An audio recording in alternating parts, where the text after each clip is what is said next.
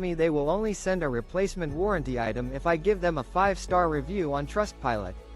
I have a 6-month-old, 2-year warranty, automatic litter box from Meowant.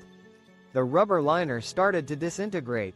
After offering that I could buy an entirely new drum, I received a concerning response from Meowant, stating that they would only replace the warranty item under the condition that I post a 5-star review on Trustpilot. The rubber lining in my 6-month-old automatic litter box, which carries a 2-year warranty from Meowant, had started to deteriorate. In an attempt to resolve the issue, I was presented with the option to purchase a brand new drum, but Meowant later offered to honor the warranty if I wrote a glowing review on Trustpilot. This exchange left me feeling rather indignant, but then a more mischievous side of me emerged. I couldn't resist the opportunity to craft a 5-star review that was, in fact, a copy of their own request for a review in exchange for warranty service. Now, I eagerly await the arrival of my replacement part. I would be a slut if I wasn't overweight. I was severely overweight growing up, my male peers ignored me and I was invisible. I never got male attention. I lost weight a couple years ago and I've only been in one long-term relationship. He only noticed me because I was thinner. Growing up, my struggles with excessive weight made me almost invisible to my male peers. I never received the attention I craved, and it left me feeling unnoticeable. When I lost weight a couple of years ago, I caught the eye of someone special, and we entered into a long-term relationship. However, what drew him to me at the time was my new, leaner appearance. I have a curvy figure, which became prominent after losing weight. He was fixated on my body, and it seemed to be the primary focus of our relationship. Unfortunately, I've since regained the weight I lost, leaving me with a deep-seated longing to explore my desires and enjoy intimate experiences without self-consciousness. As someone who has often judged individuals who engage in promiscuous behavior, I find myself yearning to be confident and conventionally attractive, to be able to express myself freely and indulge in the pleasures of sex. Edit. This story may be triggering for some readers due to its content and themes. If you are experiencing emotional distress or discomfort, please consider reaching out to a trusted friend, family member, or mental health professional for support. Update. The original story sparked a heated debate about body image, self-acceptance, and the societal "did anybody else grew being deadly afraid of making any mistakes at all?" I was shouted at, yelled at for making any mistake, no matter how small it was. I remember when as a child I colored a picture with wrong color tone. I was shouted at for being dumb. This was constant. Does anyone else recall an overwhelming dread of making any error, no matter how insignificant it seemed? The constant barrage of criticism and scolding for even the slightest mistakes left an indelible mark on my childhood. A particular incident that still resonates in my mind was when I attempted to color a picture, but used a shade that wasn't quite right. The response I received was a stern reprimand, with the implication that I was somehow intellectually deficient. This pattern of behavior became an ingrained part of my upbringing, where every effort was met with a critical eye and a reminder that I could always do better.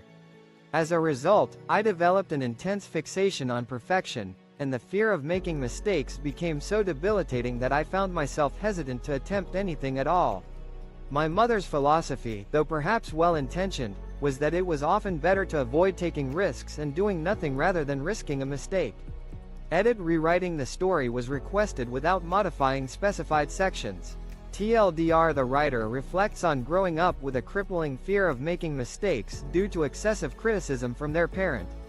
Personal satisfaction against annoying robocallers. I set my fax machine to continuously redial the same 800 number and never end until it got to send a fax. Since it wasn't a fax line, it redialed for months on end. My office manager asked me why I did that, and I explained.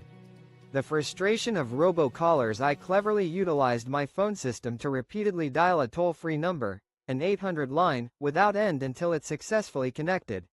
Since it wasn't a dedicated phone line, it continuously dialed and redialed for several months, with no intention of disconnecting. My office manager inquired as to why I had set up this particular configuration, and I explained to him that an 800 number essentially acts as a collect call for the recipient.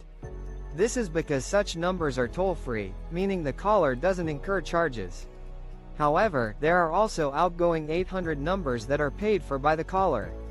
As a result of this knowledge, I was using an 800 number that consistently irritated me. However, it was the company behind the number that ultimately bore the cost of my persistent phone calls. AITA for mentioning I didn't like getting funeral wear for Christmas? Sadly, I had to go to a funeral in November. I remarked at the time that I really should get a black tie sometime. Then on Christmas morning I unwrapped my present and yep, my wife bought me a black tie. Am I the ungrateful partner, AITA, for saying I didn't enjoy receiving funeral attire for Christmas? I recently attended a funeral in November, and at the time, I jokingly expressed my desire to have a black tie. To my surprise, my wife had bought it for me as a Christmas gift. While it may seem like a thoughtful present, it brought back the somber atmosphere of the funeral, and I must admit, it put a damper on my holiday cheer. I had initially dismissed my emotions, but today, I mentioned how it made me feel, and my wife took it as a sign of ungratefulness. She's extremely upset, accusing me of being unappreciative of her gift. TLDR. I received a black tie for Christmas after joking about it at a funeral, but it brought back unhappy memories, and now my wife thinks I'm ungrateful. My asexual friend said she's in love with me and it makes me sad. We've been friends for 5 years and she told me the other day that she's developed romantic feelings for me. She's still asexual though. I had to tell her no because I can't be romantic with someone I'm not also. A close friend who identifies as asexual recently revealed to me that she's developed romantic feelings for me.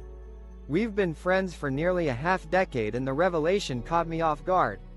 The catch, however, is that her romantic feelings don't necessarily translate to a desire for physical intimacy, given her asexuality.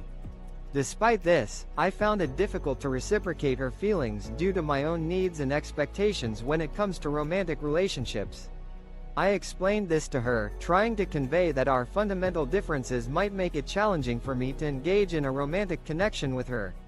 Although she acknowledged my stance, she ended up becoming emotionally overwhelmed and requested some time and space from me. I'm concerned that this might strain our friendship. I don't want our friendship to suffer because of this, but at the same time, I'm not willing to compromise my own expectations and desires when it comes to romantic relationships. The situation has left me feeling melancholy and uncertain about the future of our friendship. Edit TLDR update. Today I asked a girl out. She rejected edit. Damn, it blew out of proportion. I'll try to read all the comments and respond to them. Thanks everyone for your kind words.